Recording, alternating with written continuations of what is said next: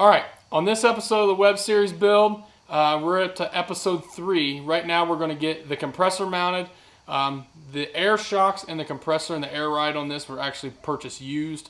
So I want to go through and make sure everything's working all right. That being said, let's get started and get to work.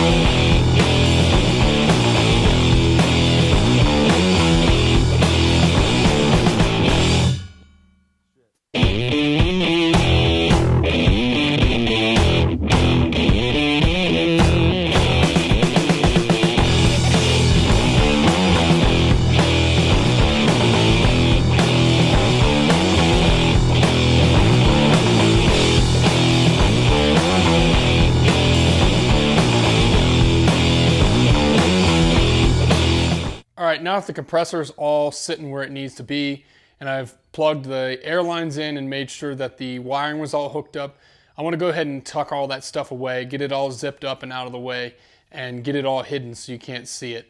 So let's do that now, and then we'll come back and I'll explain to you what we're going to do in the next episode.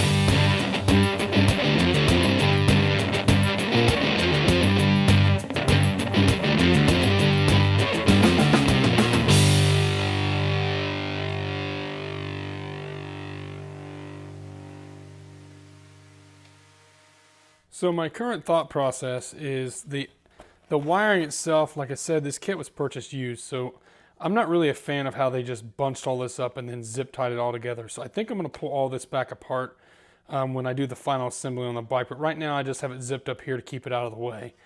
I actually had a thought process behind the switch for the air ride. I'm removing the ignition so I can put one of my ignition relocation kits in.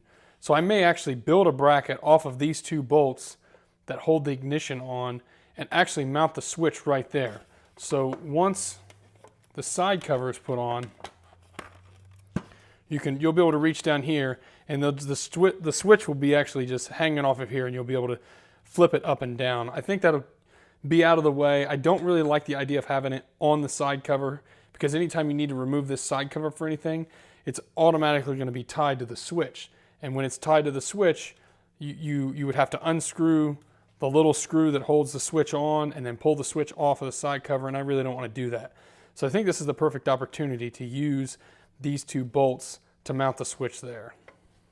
All right, so that wraps it up for getting the compressor mounted, getting all the wiring ran for the most part. And like I said just a few seconds ago, I'm going to actually move a little bit of this around, and I'm going to make a little bracket for the switch.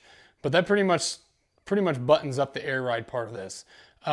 The next episodes where we're actually going to get into more of the meat of this build. We're actually going to start cutting the rear fender off. I've got a good idea of where I'm going to make that cut at. Once the fender's cut off, we're going to start forming the new top for the fender.